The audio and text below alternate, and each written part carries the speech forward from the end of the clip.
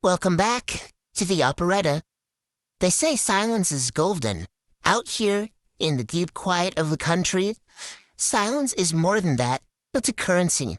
It's something you earn and something you protect. But there's a specific kind of arrogance that comes from the city. It arrives in a lifted truck, wearing a clean vest and holding a clipboard. It believes that the world is just raw material waiting to be poured into a mold, and that anyone standing in the way is just background noise. In tonight's story, a developer breaks the silence. He thinks his money makes him untouchable.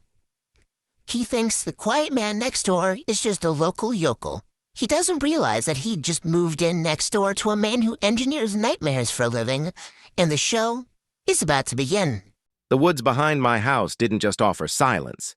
They offered a heavy, insulated absence of the world. It was the kind of quiet you could wrap yourself in like a weighted blanket. For 10 months of the year, I needed that silence. My profession required a lot of noise, screams specifically, and when the season was over, I wanted to hear absolutely nothing. I own the abattoir. To the uninitiated, it's a haunt.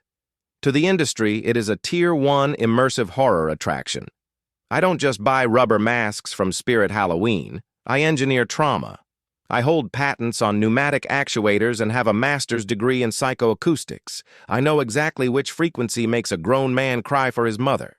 But to Brad, the guy who bought the 40 acres of scrubland bordering my fence line, I was just the local yokel with the unpainted barn and the overgrown yard. Brad didn't walk. He strutted. He was a developer from the city who wore pristine Carhartt jackets that had never seen a day of work and drove a truck lifted so high he needed a stepladder to check his ego. He bought the land to build the estates at Pine Ridge, 4 cookie-cutter McMansions squeezed onto a plot of land that barely perk-tested for a septic tank. The invasion started on a Tuesday. I was on my porch, nursing a black coffee at 5:30 a.m., enjoying the blue-gray pre-dawn light. Then, the world tore open. The shrieking beep of heavy machinery backing up, the groan of diesel engines, and then, the music.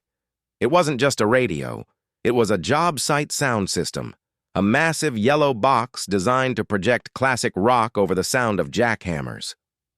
Sweet Home Alabama blasted through the trees at a volume that rattled my windows. I put my coffee down. I walked to the property line.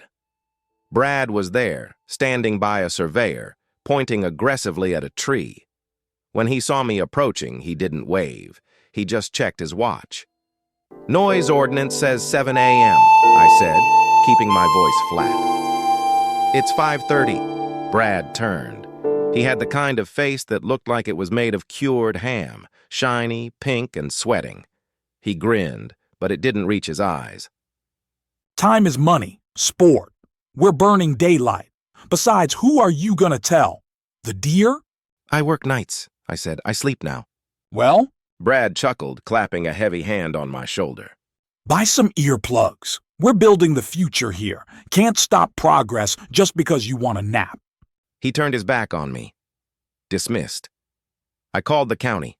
The sheriff out here covers 300 square miles. By the time a deputy rolled by at noon, the crew was on lunch break. Brad charmed the deputy, showed his permits, and the deputy told me to work it out amongst neighbors. 2 days later, the retaliation arrived. I found a code enforcement officer wandering around my driveway. He was taking pictures of my scrap pile near the barn. Received a complaint about unsightly debris and potential hazardous waste. The officer mumbled, scribbling on a clipboard. "That's not waste," I said, trying to keep the tremor of rage out of my voice. "That is a hydraulic scissor lift mechanism for an animatronic hydra. And those aren't trash bags. They're silicone monster molds." Looks like junk from the road. The officer said. Ordinance 422. You have to clear it or screen it. Also, the grass height is non-compliant. You've got 48 hours before the fines start ticking.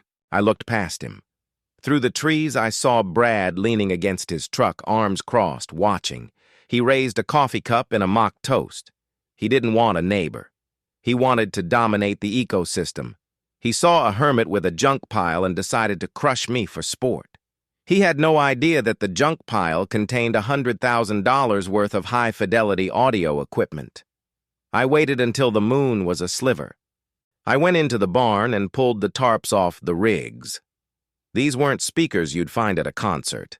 These were custom-built, folded-horn subwoofers, designed for the finale of my attraction. They were capable of moving distinct pockets of air without making a distinct sound.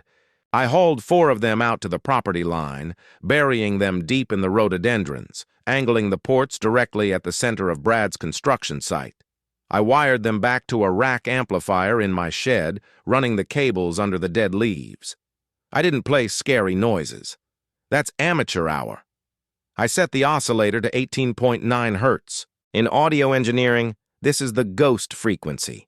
It sits just below the threshold of human hearing. You can't hear it, but your body feels it. It resonates with the fluid in the human eyeball, causing peripheral vision to vibrate, creating gray smudges that look like shadows darting in the corner of your eye. It also vibrates the chest cavity, triggering a primal, biological fight-or-flight response in the amygdala. It creates a sense of dread, a sense that something is wrong. I hit the power switch. The cones moved, a slow, heavy excursion, but the air remained silent. I went back to my porch and waited. The next morning, the crew arrived at 6 a.m. The music started, but by 9 a.m., the music stopped. I watched through binoculars. 2 of the framers were rubbing their temples. They looked nauseous. The pacing was off. Usually, they moved with a rhythm. Today, they were dropping hammers, stumbling over roots. By noon, a fight broke out.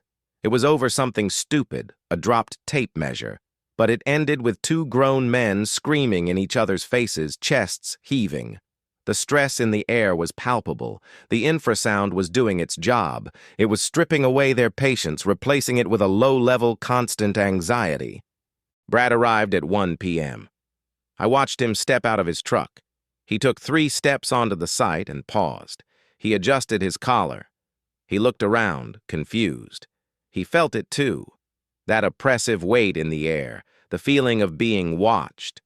He shook it off, of course. He started yelling at the crew for being slow. Stop acting like a bunch of hungover schoolgirls and frame this wall! He screamed. The foreman threw his hard hat on the ground. The air is bad here. Puss! It feels... My guys are puking! It's humidity! Brad roared. Get back to work! The war of attrition lasted a week. Brad cycled through 3 different crews. Locals started whispering. They said the land was sour. They said the birds didn't sing there anymore. They were right. Birds hate infrasound. Brad was bleeding money. His deadlines were blown. He was desperate. We're doing a night pour. Brad announced on a Friday. He had rented massive floodlights and a cement mixer. We're pouring the foundation tonight. Double-time pay. Nobody goes home until the concrete is set. Perfect. Darkness amplifies fear. It removes the visual anchors we use to ground ourselves. At 10 p.m., the site was bathed in harsh halogen white light, surrounded by a wall of pitch-black forest. The fog had rolled in thick and soup-like, trapping the light and creating long, dancing shadows. I walked out to the shed. I looked at my amplifier rack. Let's turn it up, I whispered. I pushed the infrasound gain to maximum. The sheer pressure of the airwaves was now enough to make teeth ache. Then I engaged the secondary system, the whisper array. These were parabolic speakers, highly directional. They could throw sound like a laser beam. I loaded a track I used for the sanitarium room, a multi-layered audio file of wet, mouthy whispers, sobbing, and the sound of fingernails on drywall. I aimed the dish at the excavator operator, a burly guy named Mike who looked like he ate nails for breakfast. Mike froze. He killed the engine. He spun around in his seat, looking into the dark trees. To him, it sounded like someone was standing 6 inches behind his ear, whispering his name. I shifted the aim to the guy manning the cement chute. I played a low, guttural growl. He jumped back, slipping in the mud, sending a stream of wet concrete spilling over the forms. What are you idiots doing? Brad screamed, marching out of the trailer. You're wasting material. I aimed the dish at Brad. I didn't use whispers for him. I used a recording of a child laughing, slowed down by 300%, layered with the sound of snapping bone. Brad stopped. He spun in a circle. Who's there? The infrasound was peaking. The vibration in their eyeballs turned the fog into a swirling mass of gray ghosts. There's someone in the trees. Mike screamed from the excavator. I saw him. He's 10 feet tall. It's a bear. Another guy yelled, dropping his shovel. I'm out. I'm done. Keep the money. Get back here! Brad lunged for the foreman, grabbing his arm. Then I hit the brown note equivalent of psychological horror. I played the sub-drop, a cinematic bass drop used in movie trailers, pitched down to the very edge of perception. It hit the sight like a physical shockwave. The floodlights rattled on their stands. The half-poured concrete wall shuddered. To the crew, the earth itself had just groaned. It was a rout, a complete tactical retreat. Men were scrambling into their trucks, engines roaring, tires spinning in the mud. They didn't even pack their tools. They just fled. Brad was left alone in the center of the chaos, the floodlights humming, the woods breathing down his neck. I aimed the parabolic dish one last time directly at his chest and played a single sharp metallic clang. Brad shrieked, a high, undignified sound. He scrambled into his lifted truck, tore through the construction fence, and sped off down the road, leaving the gate wide open. The silence that followed was the sweetest thing I had ever heard. The rumors solidified by morning. The site wasn't just sour, it was haunted. Demonic. No contractor in 3 counties would take Brad's calls. The concrete had hardened in the mixer, ruining the machine. The foundation, half poured and abandoned, settled crookedly into the mud.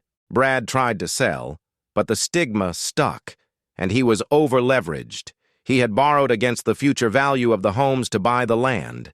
When the bank saw the abandoned site and the ruined equipment, they called the loan. The foreclosure auction was held on the courthouse steps 2 months later. I didn't go. I sent a lawyer from the next county over to represent Valley Agricultural Holdings, LLC. There were no other bidders. Who wants a cursed, half-finished construction site in the middle of nowhere? I picked up the 40 acres for the cost of the back taxes and the bank's legal fees. It was, quite literally, pennies on the dollar. Yesterday, I walked the property line. I tore down the future home of the estates sign and tossed it onto my scrap pile. I walked down into the pit Brad had dug. The weeds were already reclaiming the edges. The concrete foundation he had poured that night was a mess, jagged, uneven, and ugly. It looked like a ruin. It looked ancient. I ran my hand along the rough, cold concrete. I picked up my phone and called my construction lead. "Hey," I said, "cancel the order for the foam blocks. We don't need to build the fake catacombs for next season." I looked around the dark, damp pit, the walls rising up around me, the acoustics perfect and dead. "I just acquired a real one. The basement is already poured. We just need to put a roof on it." I took a sip of my coffee. It tasted like victory. It's amazing what you can build when you finally get a little peace and quiet. And just like that, the curtain falls. Brad learned a hard lesson in the fog that night. He learned that fear is just biology. A series of electrical signals and chemical reactions, and like any machine, if you know which buttons to push, you can break it. The weeds will grow back over his foundation. The concrete will crack. But the silence has returned heavier and sweeter than before. If you enjoyed this symphony of psychological destruction, leave a like and subscribe. It helps the algorithm find more entitled people for us to humble. Until the next movement, sleep well.